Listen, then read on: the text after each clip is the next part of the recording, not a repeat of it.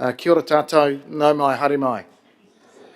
And good afternoon, everybody, to our Rangitāne or Manawatū committee meeting for Wednesday, the 2nd of April, 2025. Our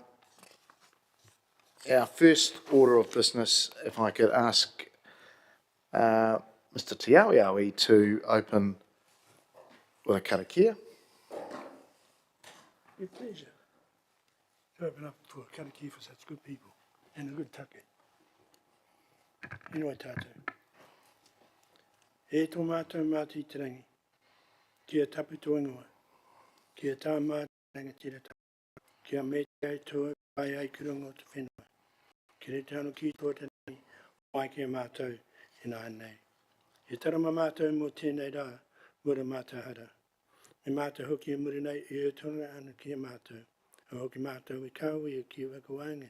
Engari, hakuranga mātou i te kino, a hoki te rangi tira tanga me te kaha me te kōrea. Ake, āmene. Tēnā koe he te mea. Kia ora. Rangi tira katoa. Nau mai haere mai. Ka mihi nui ki a koutou. Nei na mātou tō ropu kua rau e ka nei rau i te koro wai o te rangi Māori e. Te kaua nei. Nō reira, tēnā koutou, tēnā koutou, tēnā koutou katoa. Kia ora, Wiramu. Thank you very much. And look, again, a warm welcome to this meeting. Just a bit of housekeeping. The meeting's been recorded. It's been live streamed on the Council's YouTube channel. In terms of health and safety, in the unlikely event of an emergency, we will leave via the green signs and evacuate to the assembly area, which is the clock tower in Te Maraahine, the square. In terms of health and safety, smoking, vaping is prohibited, and you do that outside the building, please. And unlike the event of needing a defibrillator, that is located downstairs in the entrance foyer on the ground floor, and any incident, please report that to our committee administration. Councillors, and members of this committee, we have our order of business there in front of us around apologies, and I do have an apology for early departure from the Deputy Mayor and Mr. Chris Whaiapū. Is there any other?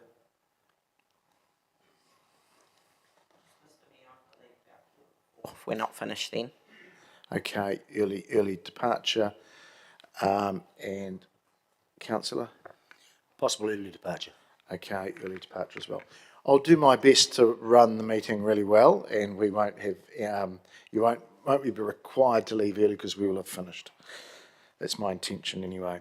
So look, I'm happy to move the apologies there. Seconded by Mr. Te Awi.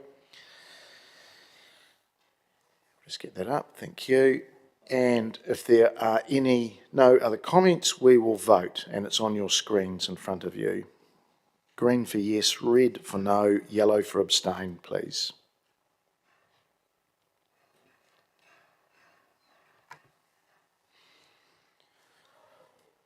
And that is passed, 9 votes for and none against. Thank you. All right, we move through to notification of any additional items. I haven't received any. There's none from the floor. Declarations of interest, if any. Again, I haven't been notified of any. And yes, Of Te Awhiri Governance Group, I've been part of the consultation on the stormwater, and I'm part of Whiri Kōkō for Rangitāne. okay, thank you. We will note that. Thank you.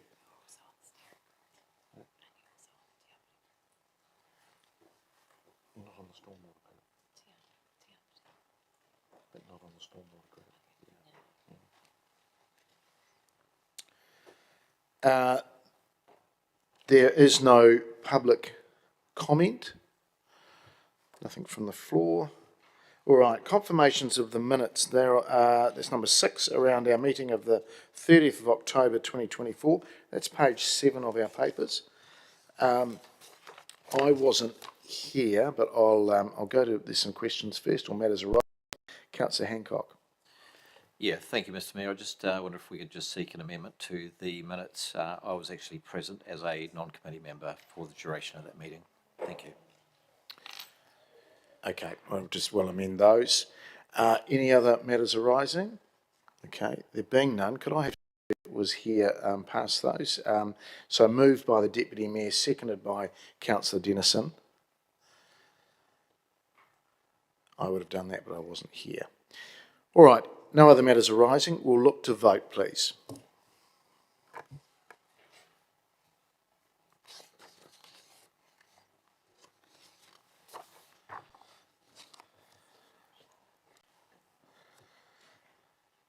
And that has passed 8 votes for and 1 abstention. Thank you. All right, we move through to number 7, and this is around Tomato Apotoa, Civic Marae and Cultural Centre Anzac Park program update, and I'll invite Kathy David-Todd to speak to that, please.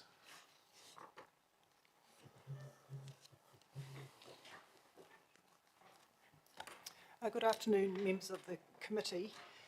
The report in front of you is an update on where we're at the program. As you can see from the report, there's been a lot of activity occurring. The PSG has met 3 times since the last meeting. On the order paper, you have the minutes of those meetings and some attachments. We met again last Thursday. Thank you.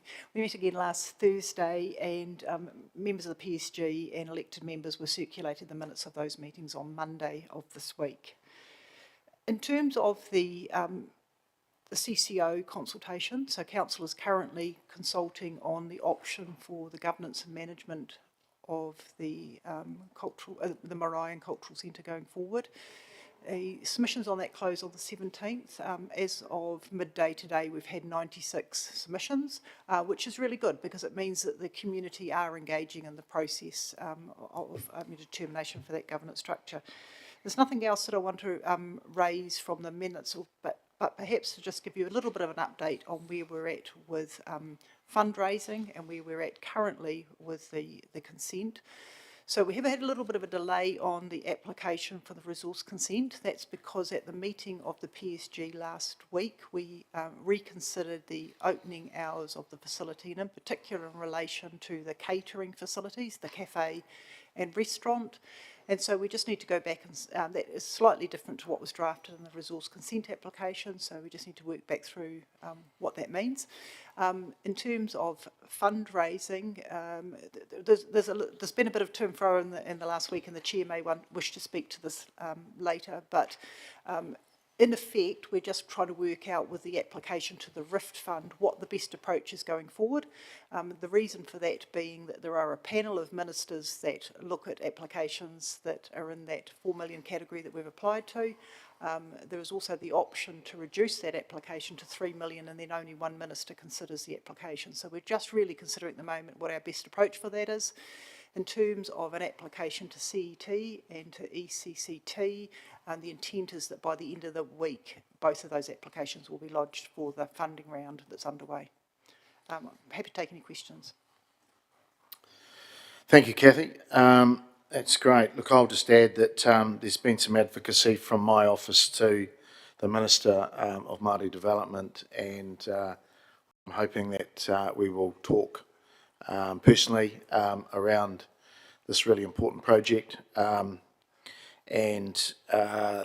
in terms of other external funding, I'm not 100% sure, but I know if there isn't an application of $500,000 going into trusts, it's pending very, very soon. So, and indications are looking positive, but again, you don't count on that until you get the application, the signed agreement letter. So, at this stage, looking good. So that's all I can add from the chair.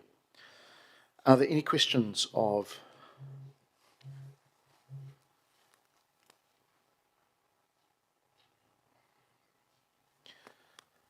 Okay, there being none, thank you, Kathy. So what we've got here is around a recommendation to this committee. The committee receives the memo titled Te Mautapatoa Civic Marae and Cultural Centre Program Update presented to this committee on the 2nd of April 2025. I'm happy to move that, seconded by Mr Te Awiawi. I'll just make a brief comment. I want to thank the PSG group, and especially Kathy and Steve Bramley, for keeping things moving. Obviously, this project is probably misunderstood, I believe, by a lot of our public, that it's a straight out fund from the council. It's a joint venture project, of which $6 million needs to arrive from external sources.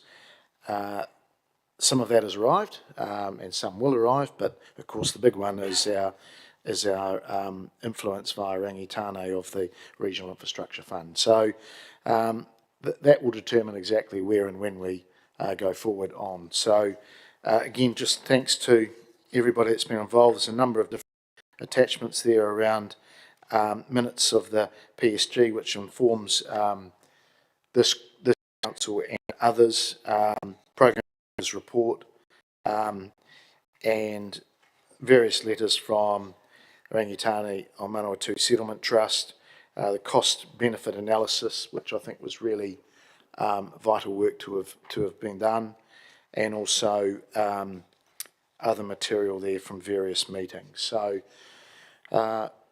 happy to move this and seek your approval as well. There being no other speakers, we will vote, please.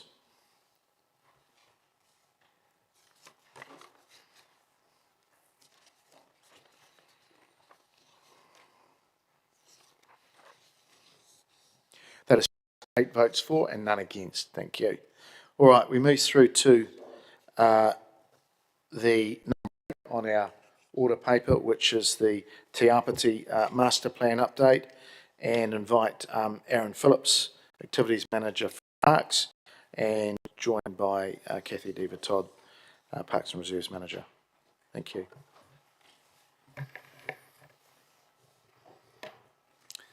Good afternoon, Mr Mayor and councillors and Rangitāne Manawatū representatives. Just an update on you for you on the Te Apiti Master Plan project.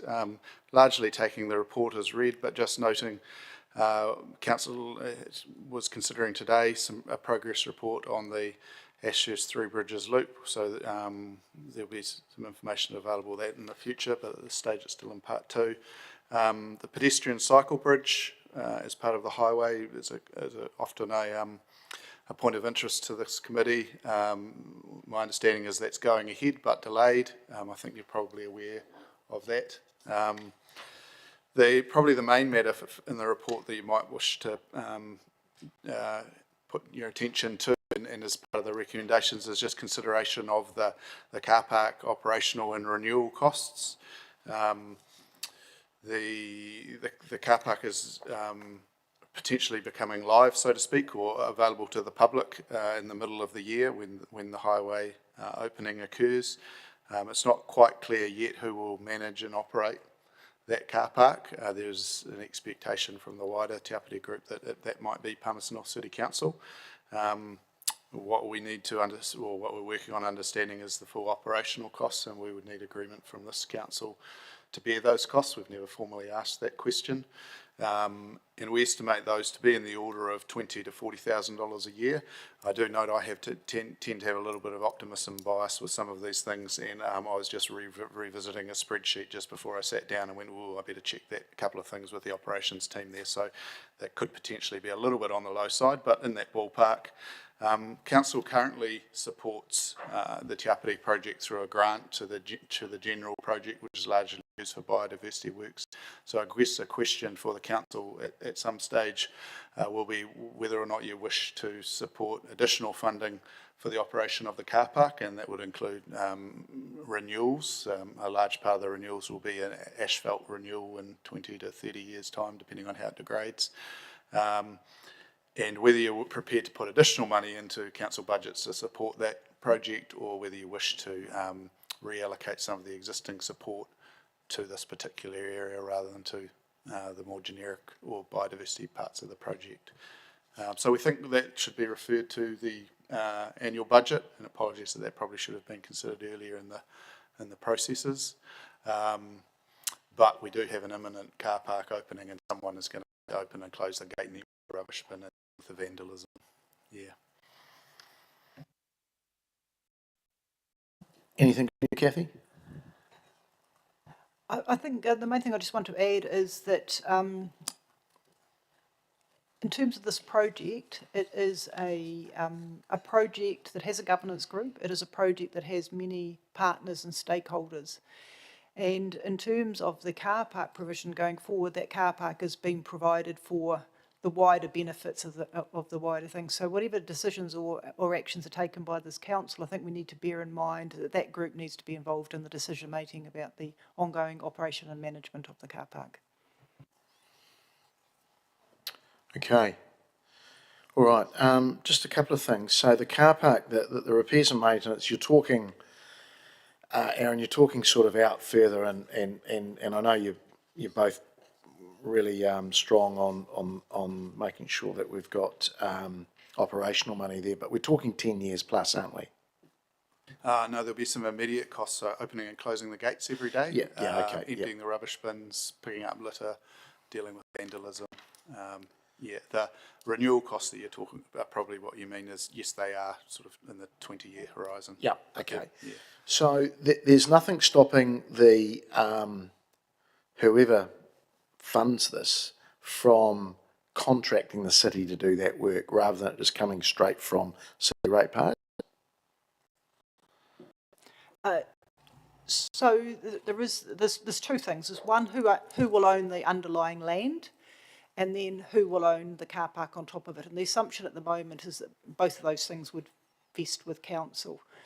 However, it is a facility that is, as I've said, is part of the wider Te Apiti. So regardless of who owns it, the decision on the ongoing work, just as the same way pest management is dealt with, I don't see any reason why the Gorge Group couldn't contract somebody, council or a private person or whatever, to look after that on their behalf. Yeah, okay. Councillor Zabellon. Thanks, Mr Mayor. Tēnā koroa. Just on that, the operational grant and the idea of maybe reallocating some of that grant funds to fund the operation and management of the car park.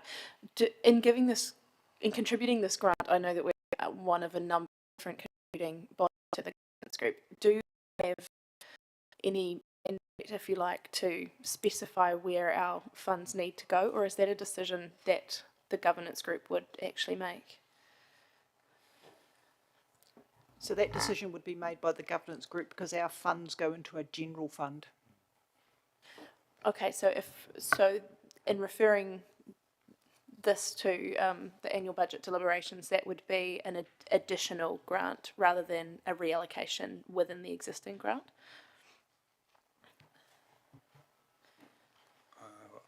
I may get corrected, but I think there could be two options there, Councillor. You could either reduce the grant that's going to the general fund and provide an additional budget to the Manawatū River Park of the same amount, which would leave your total contribution the same, or you could increase your funding to the Manawatū River Park, which would be used at that car park, a contribution to the project, but through our own budgets. Okay, great. Thank you. Description. Okay. All right, thank you. That's done our questions. And look, colleagues, before I move these, I'll just and Danielle will appreciate it, and Wiramu at times as well, on the Te Apiti group, which I represent the council for.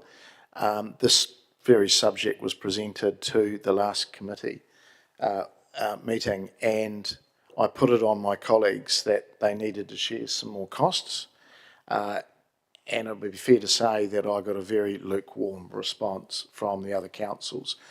And if we look at the ability to pay, and I appreciate that some of the other councils are much smaller than Palmerston North, Horizons is certainly doing their bit, as are the Department of Conservation and iwi actually as well. But I did say to my other mayoral colleagues that they really just needed to put another 5,000 on the table, because they only put 5,000 on the table, whereas the city puts in considerable money in the realm of 40 to 50,000, but also the amount of resources that we put in around planning, master planning and advice.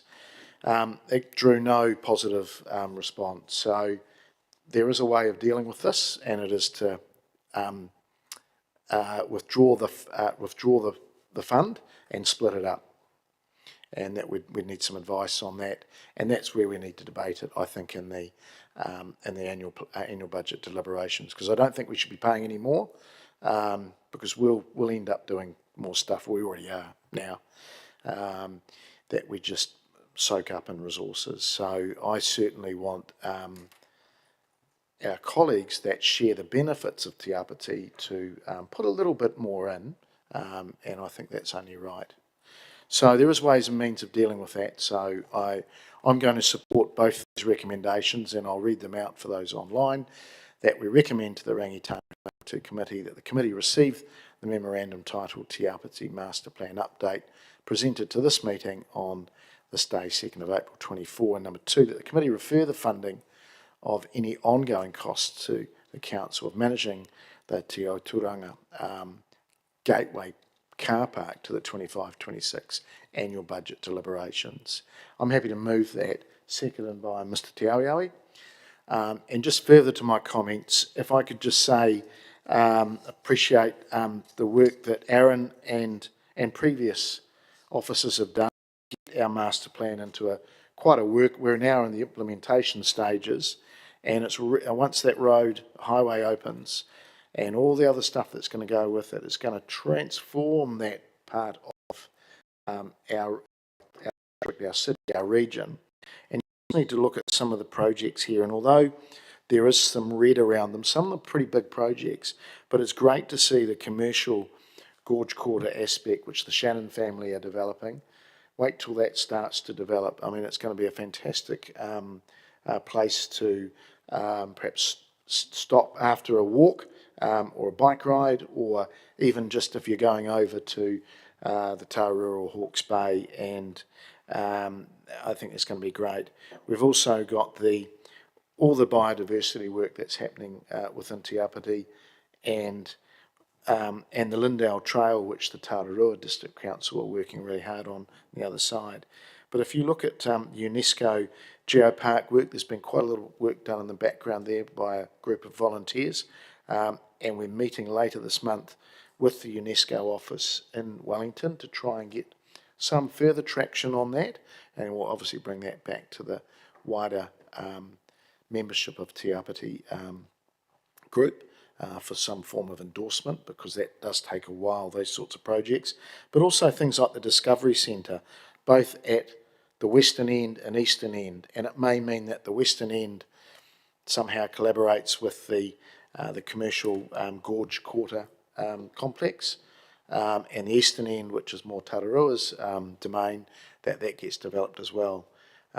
It could be absolutely a New Zealand Great Walk, and I think with the added betterments of the biodiversity offering, which the gorge has in abundance. So really exciting times, and I think just shows you do put a master plan together and then an implementation plan which has a number of different partners, and I look at iwi being involved here, commercial partners, environmental groups, mountain bike clubs, Department of Conservation and councils.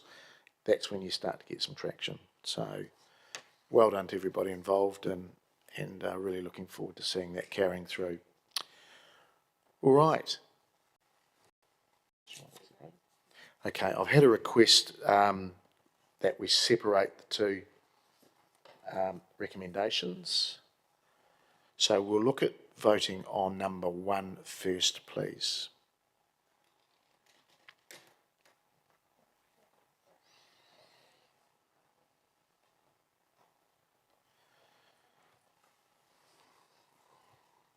Okay, it's up on screen if you could vote, please.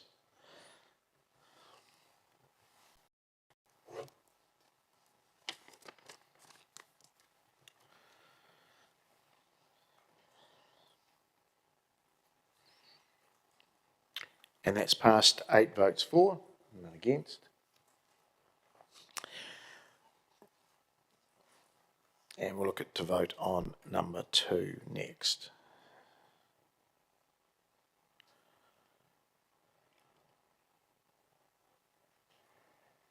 All right, we can vote, please.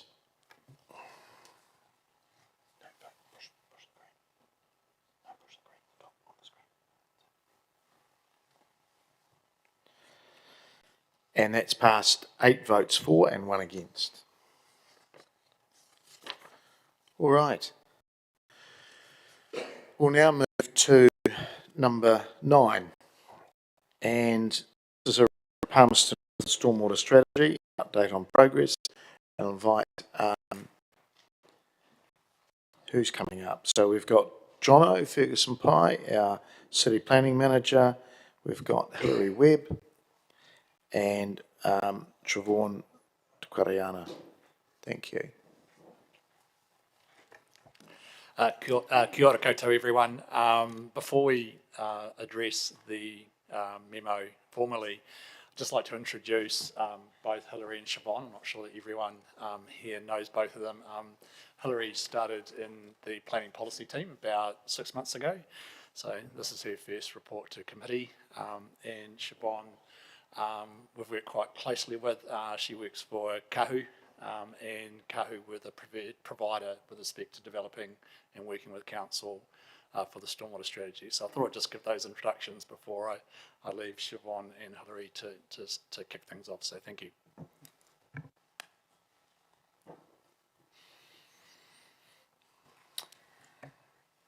Tēnā koutou katoa. Good afternoon to the Chair and members of the Rangitāne o Manawatū Committee. In their submission to the Future Development Strategy, Rangitāne o Manawatū called for a stormwater strategy as a means of enabling future growth and community development while protecting the health and well-being of water and people. PNCC has heard and responded to that call, so today we are here to report on progress towards developing the PNCC stormwater strategy. The strategy has been co-developed with Rangitāne o Manawatū, drawing on concepts from Te Ao Māori that aspire for balance around human existence in the environment, and utilising whānau order framing as an innovative approach to supporting well-being and development. Stormwater management has been the most complex resource management issue for growth planning and plan changes to resolve. We know this from submissions to recent plan changes E, Roxburgh Crescent, Plan Change F, or Tānaki Ashurst, Plan Change G, Aokautiri, and Plan Change I, Increasing Housing Supply and Choice. Therefore, this high-level strategy focuses on what we need to do in the future, across a range of council functions, and with other parties such as Rangitāne o Manawatū, Horizons Regional Council, Manawatū District Council, and also with our communities. A key theme that has emerged from our engagement thus far has been that for stormwater outcomes to improve, Council needs to strengthen relationships with these key partners in this space. Other themes that have emerged have been increasing our knowledge and understanding of stormwater, building capacity, and improving stormwater outcomes. While this strategy has had a very short window for development, the impacts will be felt across generations. It is hoped the strategy will inform the next LTP round and investment in stormwater assets in the future, including how best to unlock growth opportunities within the existing urban environment such as the Kawo catchment. Ideally, while water-sensitive design principles are the preferred option going into the future, this will not always be possible because of circumstance and context such as existing urban form and the nature of past investment in infrastructure. So the stormwater strategy is a work in progress, and we look forward to a workshop with elected members and Rangitāne o Manawatū representatives next week.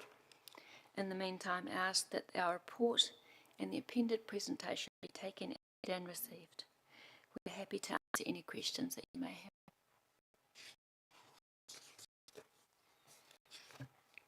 Sorry, I haven't actually seen any presentation in advance, so is Is it? It's appendiced, Right. page 16. Okay, thank you. Sorry, I interrupted you. Have you got any further comments? No, that's it for me, thank you. Okay. Councillor Zabellin. Thanks, Mr. Mayor. Thank you. I just had a question about the key dates that are on page 80.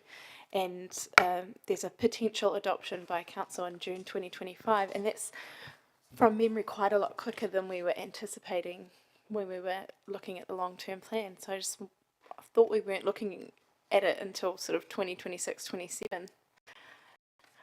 Lighted that quicker, but do you talk us why that's been a bit quicker than we thought? Yes, I'm happy to talk to that, Councillor. Ideally, what we'd like to do is feed the stormwater strategy into the development of the next housing and business needs assessment and the next future development strategy. Rangitāne submitted on the future development strategy, asked for the stormwater strategy to be developed and funded, which we did that. What we found in the last LTP round is we started the FDS off far too late to truly inform the LTP, our asset management plans and infrastructure strategy. So what we've done is we've brought forward our FDS to October this year. And so what that's meant is we've had to sort of try and, if possible, finish the stormwater strategy to fit and inform the future development strategy, if possible. So that June date, I think we would like a conversation with councillors around that date, whether that's something that we want to stick to, or perhaps potentially councillors may want us to do a bit more consultation on this and come back in August, but happy to have that conversation next Wednesday. Thank you. And hypothetically, post-adoption of a strategy at whatever time, are we looking at the next stage being an implementation plan, or is it more that this is going to feed into things that we are already required to do?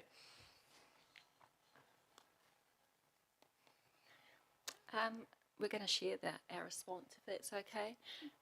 Certainly, this is a high-level document, but it will have key actions spread over a range of timeframes going forward. Siobhan's been involved in the development of that work, so I'm going to let her speak to that. Thank you. The action plan that we hope to sit alongside the stormwater strategy has a short, medium and long-term view, short being 1 to 3 years, medium being 4 to 10 and long-term beyond that. The short-term actions and medium-term actions ideally will be costed within the long-term plan process. In particular, we need to do more planning for some of these quite complex issues and compare options on how to tackle some of these things. So what we hope to do with the stormwater strategy is direct some outcomes, but we haven't specified how to achieve those outcomes, and the action plan includes actions to explore the many range of options that might be available to achieve that action. So the short-term process does need to be a planning exercise followed by an implementation. If maybe I can just sort of round that out as well. I think sort of the relationship of the proposed strategy to sort of the different council decision-making processes we're going to enter in over the next 18 months to 2 years is the stormwater strategy will inform the future housing business needs assessment, which will then inform the future development strategy. Future development strategy then informs essentially our asset management plans. Our asset management plans inform the development of programs to go to the LTP for councillors in the community to consider. So this is just a fully integrated approach, pretty much? We're trying, yes. Awesome. Thank you very much. Thanks, Mr. Mayor. A couple of things. Have we done a lot of consultation on this? Because I'm getting some murmurs through the development community that there's been a light touch, and this is fairly significant. It does mean stop, doesn't it, at this stage, and then reassess everything, and then possibly go after you've put all your implementation plans in place. Is that what I'm getting out of this, or reading out of this? Look, we've run a number of workshops with councillors, with internal staff, with Rangitāne, with central government organisations, but we've also run a number of workshops with the development community as well. What we were... Have they been well attended, John? Oh, look, we had two of the larger developers attend, but there are a number of others that didn't. What I would say is we talked about the workshop with councillors next week, and so what we'd like a steer on at that workshop is we'll at that workshop have a slide that talks about the nature of the consultation, who we've talked to in a bit more detail with you, and then we'll be asking you for a direction in terms of are you satisfied with the range of people we've talked to, and if you are, then we'd like to go to the June committee, council committee. If you'd like us to broaden that consultation and that conversation, then we're happy to do that and this to August. And I note there's a number of different, and I'm not disagreeing with it because I think it all feeds in well, but there's a number of different catchments that you've identified. Most of these don't sit within our TA. How do we influence those? If you don't mind, Mayor, I'll address your question just before too, followed on by that one. It's my view, I think, that the stormwater strategy doesn't put a stop and reassess to development. I think it signals the idea that development can continue, but that at the same time we've got a plan for addressing the things that need to be addressed alongside that. So I think that's really important to note. It is my view that the stormwater strategy allows development to continue and be enabled at the pace that we want to. Following on to the next question, Palmerston North sits at the, adjacent to the Manawatū awa and adjacent to the Mangaone stream, and what happens in those catchments outside of the district influences what we do. So there's a signal in the strategy that we hope to maintain around working more closely with the likes of Horizons Regional Council to influence their programs and how they tackle some of the upper catchment management, particularly in the Mangaone stream.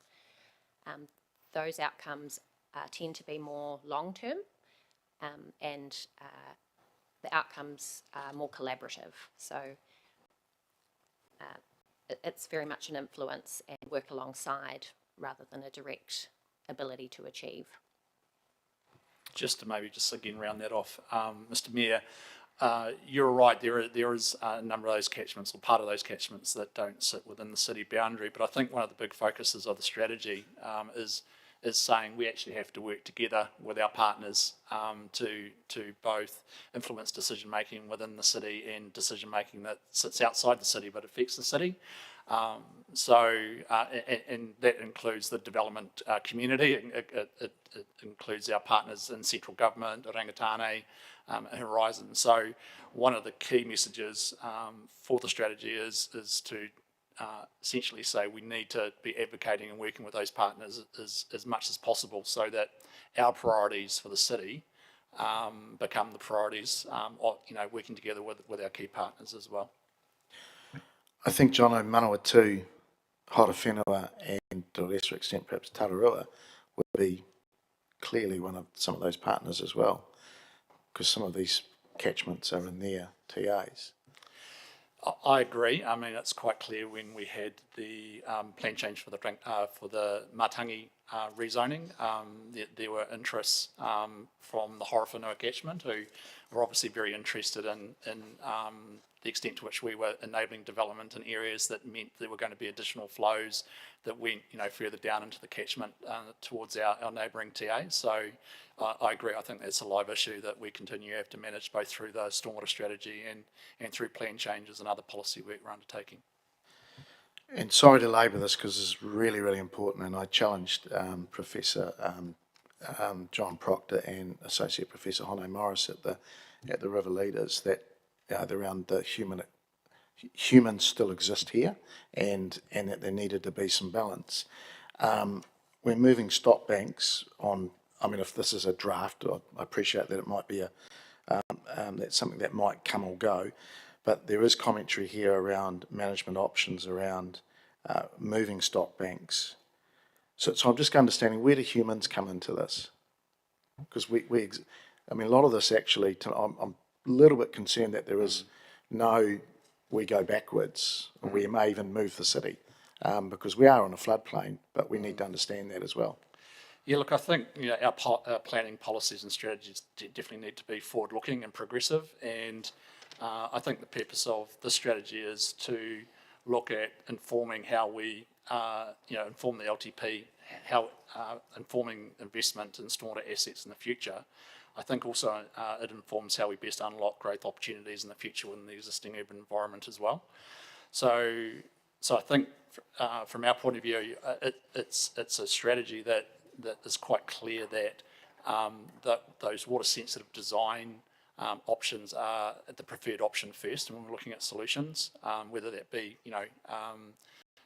improving the levels of service within the existing environment or providing capacity for growth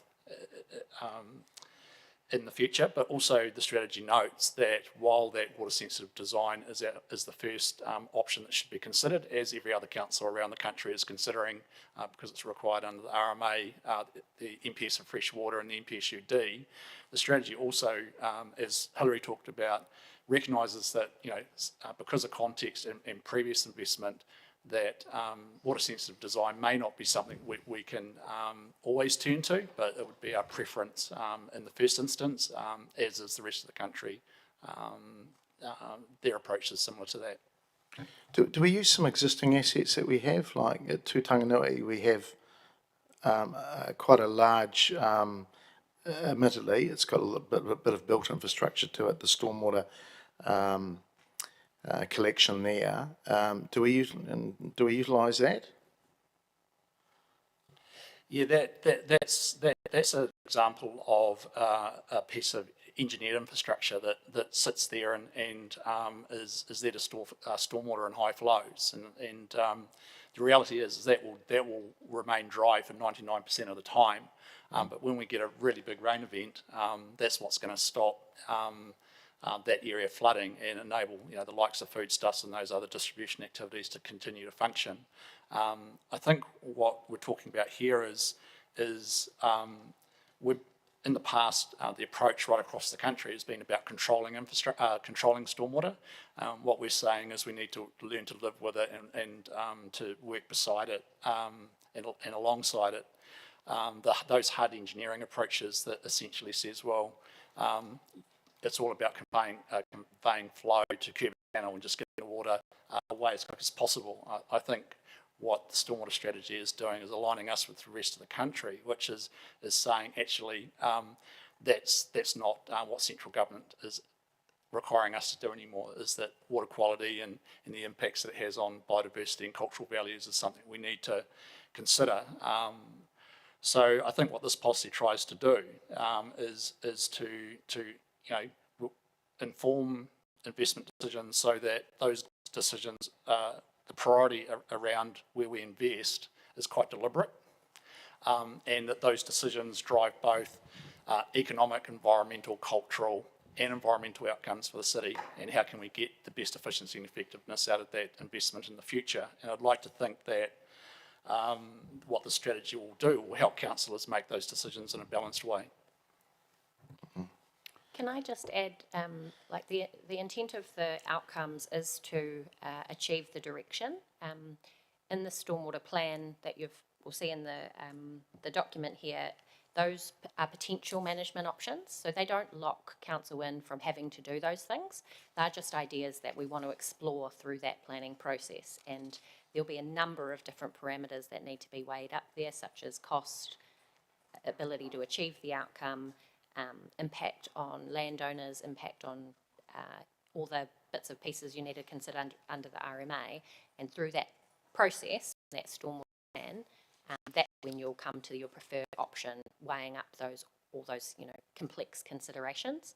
So I suppose it's just a signal sitting there that in that planning process we want to consider that as an option, but it doesn't require it. Yeah, so it does have the document is a guidance document. There's no statutory or legislative. Right, okay. Councillor Naylor, you had a question. Oh, okay. Okay, the question is, page 79, why do stop banks need to be moved?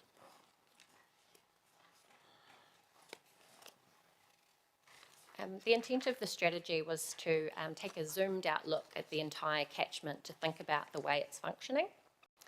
In the upper catchment, has been cleared to promote food production, and in the lower catchment, our city has been built across that and maintained within a certain channel. That's tipped the whole catchment and the way it functions out of balance a little bit. So stormwater runs off really quickly from the upper catchment, and then it's constrained in the lower catchment. So floodwaters move quicker and they recede quicker as well. So we get very low base flows. So to rebalance that system a little bit and allow us to, live in this landscape forevermore into the future, we might need to do a little bit of work in the upper catchment, holding water back, maybe working, encouraging Horizons to work with landowners to recreate those wetlands. And then in the lower catchment, we just need to allow a bit more room for that water to move, so that if it does get to the top of its stop banks, we've given it enough room so it stays away from the top of the stop banks. Does that answer your question? Yep, except we've got a city right in the middle of it. You couldn't possibly move the stop banks No, back. I think next that's to what the city. Councillor Naylor is referring to. I suppose we are growing in this area, and it's about getting ahead of that growth and seeing if there's an opportunity to move stop banks back, that we take that opportunity before the whole catchment in that lower area is built up. We need to just make sure that we've made that decision first into the future. All right. No further questions? Okay. Thank you, Siobhan. Thank you, Hilary. Thanks, Jono. Appreciate the work that's been done there.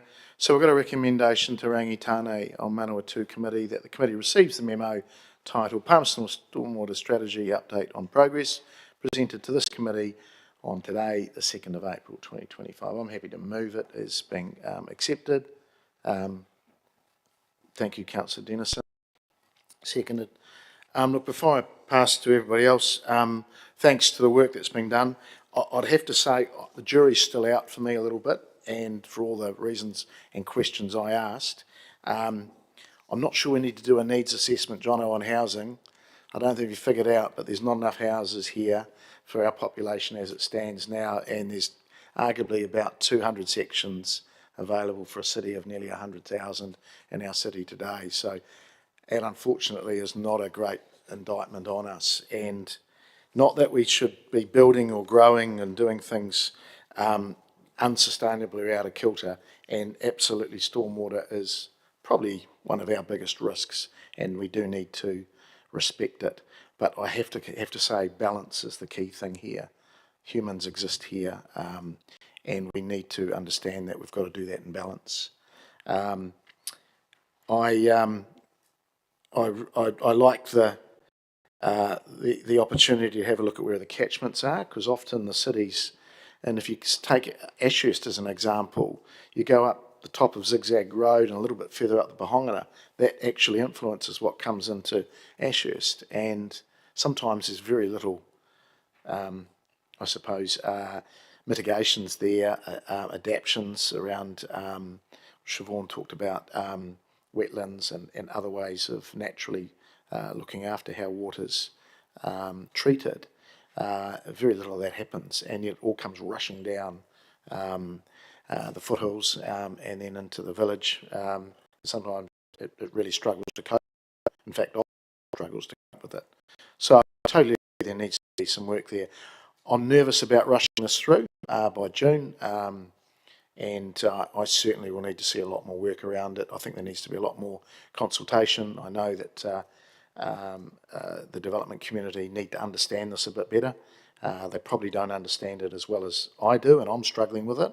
So I think if you want to turn the tap off, excuse the pun, force it through. If you want to get everybody on for the journey, then bring people with you. So that would be my advice to everybody in the room. Councillor Zabellin.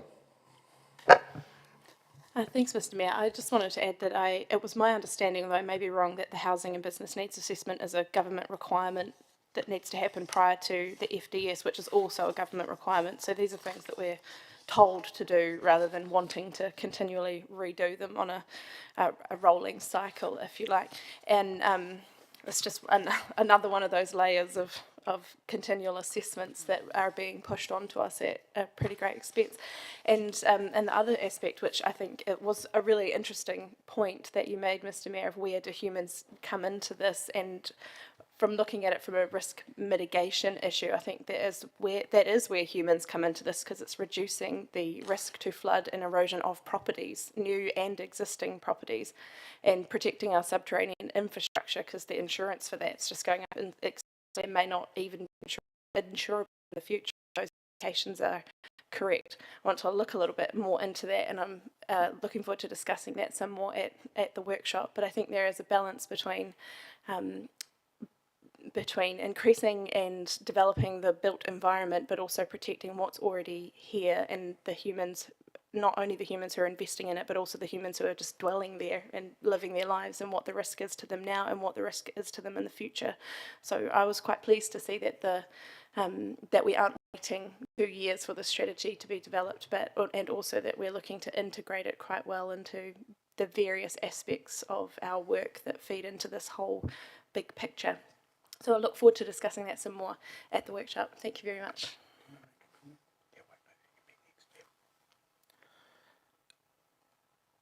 Ms Harris. First, I just want to acknowledge the City Council for being brave enough to do the stormwater strategy and for the integrated approach they are taking to it. I agree it is a matter of balance, but at the end of the day, for me, it is the humans that are going to be impacted the most. And I think of our community, the 4412 community, because we're actually the community that's going to be the receiver of any kind of major flooding. We're a community that's already vulnerable. And so, you know, it's about protecting certain elements of our communities. I hear what you're saying, Mr. Mayor, about developers, and it's all very well to bring them along on the journey, but they also have to open their minds up and be educated, because it's about developing commercial opportunities with the next 100 to 200 years of the city. And if we don't be bold and take some big strides forward, then actually what kind of legacy are we leaving for the future generations of Palmerston North citizens? So I know there'll be some challenges along the way. There'll have to be some give and take, but I just ask that we remain and have open minds, because it's about the legacy we're leaving for our future generations. And we've seen what floods and that are doing, and we've seen what climate change is doing, and that's not going away any quicker. So I'm happy to be part of the journey, and I commend the council for leading it out. Ngā mihi. Mr Te Aoi. Just a comment, Mr. Mayor. Talking about open minds, perhaps we may have to look at if we're building that area to be up off the ground.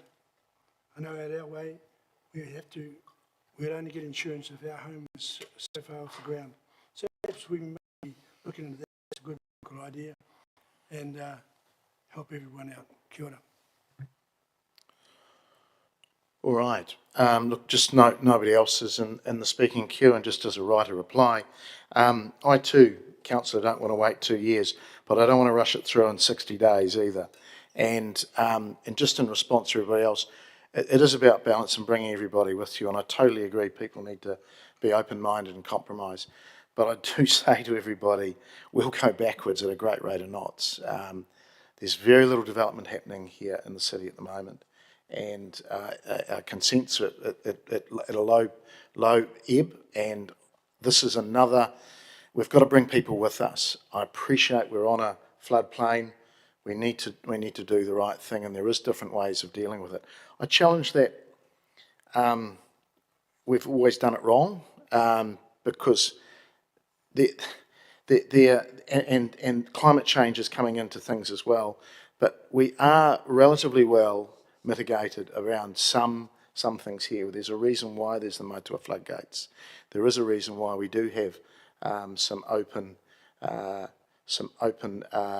parks with waterways. I think of Awatea Park, I think of Norton Park, I think of Edwards Park or Pitt Park. I think of ways we're doing things a lot differently now. So I'm just signalling a little bit of caution, and I can tell you there'll be a lot of caution out there in the wider community as well. It's not saying it's wrong, just you've got to bring people with you and bring them through, and maybe in stages as well. So that's all I'm saying, but I again appreciate the work that's been done to date. Thank you. All right, we'll vote, please.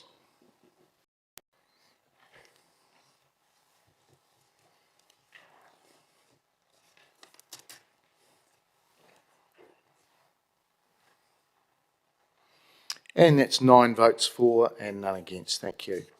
All right. I'll invite, that's number 10 now, to Whirikoko, our sort of council engagement with Rangitāne. I invite Todd up, page 83 of your papers, members.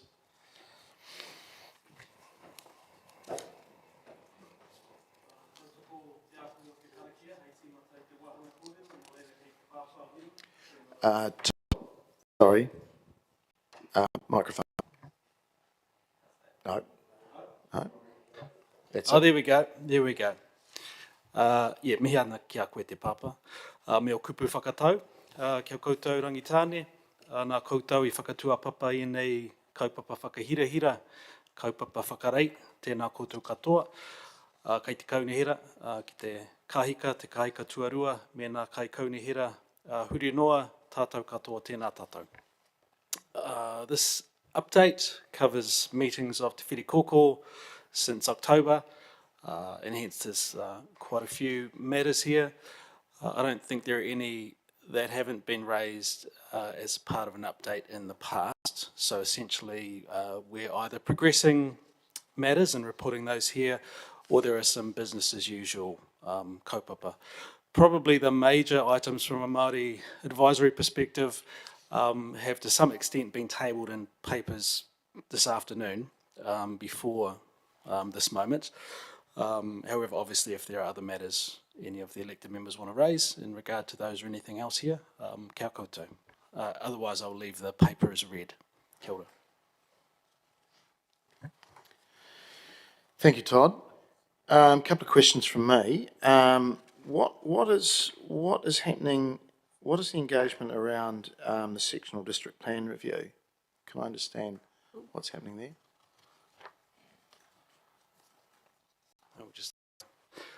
I'm going to flick that through to David. That's okay. Yep. Through you, Mr. Mayor, General Manager Strategic Planning. Any of those district plan changes, whether it's a rezoning proposal or a change to the mechanics of the plan, it's typical for us to have a conversation at Te Whirikoko about that. There's a requirement under the Resource Management Act that when we're developing changes to the district plan that we'll be consulting with mana whenua. Okay, so it's all just part of the RMA process. Yeah, okay. Can I understand what's happening around the resource recovery review? Page 85, 2.13.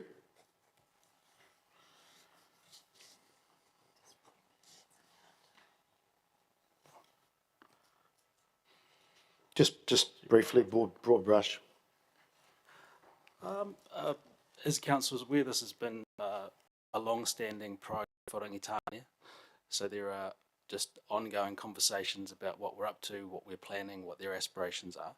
I can't give you a marker as to what that particular moment is in terms of those conversations. To my understanding, it was just an update of some of the work we've been doing. But Okay, I don't know if any of the GMs. I'll go to the acting CE. Thank you. Yes. So the work is progressing. There has been. I wasn't part of the actual conversations, but I understand there has been an engagement with the Rangitāne, particularly around the scope of the project before we went into it, and I'm pretty sure that's the case. Okay. Danielle, you might be able to confirm. think, yes, that's correct.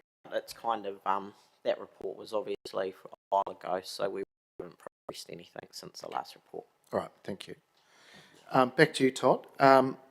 Multicultural Centre, understanding that it's MMC's project, Rangitāne obviously linked with them, but what's happened there?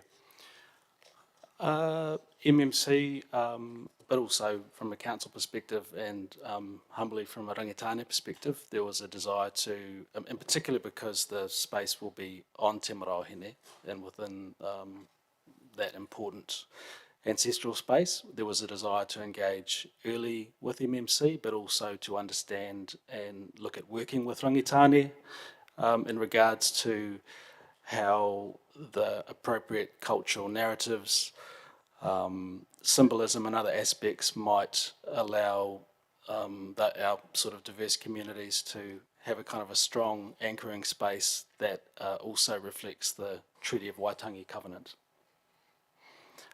So just the part of the result of that is that Rangitāne cultural experts are working with MMC in terms of not so much the operational elements of the building, but certainly how culture, how mana whenua, how that anchoring will be represented in that space. Okay, and just by your comments about Te Maraohine, you Rangitāne consider the building as the linkage. Is that what you mean by that? Well, I think our Maraohine. yeah. Okay. Yeah. Thank you. Okay. No further comments from colleagues? Okay. All right. We've got the recommendation there that the committee receive the memo titled Te Whare Council Engagement with Rangitāne o Manawatū presented to this committee on this day, 2nd of April 25. I'm happy to move that. Seconded by Mr. Te Awi. Any comments? I'll just make one further comment before I come to you, the Deputy Mayor. Great work around local Heritage Month. I've had so many positive comments, and Rangitāne certainly have contributed to that. And in fact, it's a pity that Warren's not here to hear it. But there's been so much engagement from people that wouldn't normally engage in that space, and I think that's been a real positive, and everyone should be congratulated for that. There's a heck of a lot of work that goes on in the background as you start to read all the different pieces of work. Some of it obviously quite small, but some of it quite large too.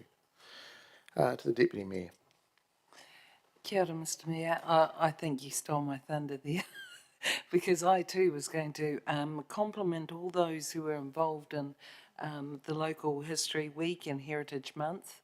I just think it's getting better and better, but I suppose it gives us a really good understanding of the depth and the richness of the narratives within Palmerston North, Manawatū, and I had gone along to a few of them and really learned a great deal, but I know that we had a good cross-section of the community there, so it's great to see that it's here, and I know you're quite right, all for fear of forgetting people, I won't name people, but I know it was a great collaboration with Rangitāne and Palmerston North City Council staff, particularly the library staff, and it was wonderful. Nō reira, tēnā koutou.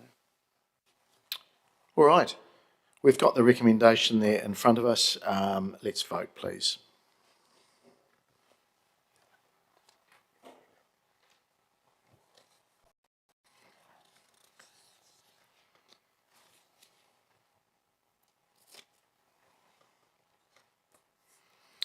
And that has passed 8 votes for and none against.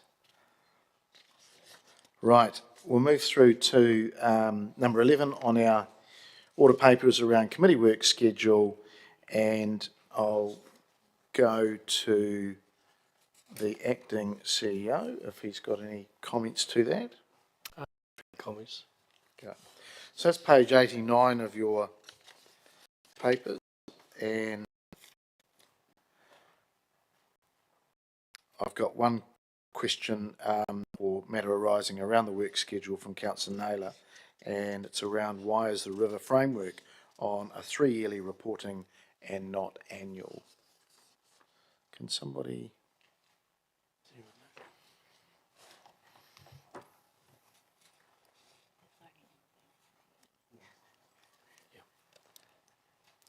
The advice I've got is that it's always been 3 yearly, so it's just as per what it's always been. Okay, and it's up to council, I suppose, to decide if it wants to go to annual. Okay, all right, okay. All right, well, that can be brought up at any time if it needs to be. Okay. All right, well, look, we've got the recommendation there that the Rangitāne Manawatū Committee receive its work schedule for April 2025. I'm happy to move that, seconded by Mr. Te Awi. No further comments, matters arising. We will vote, please.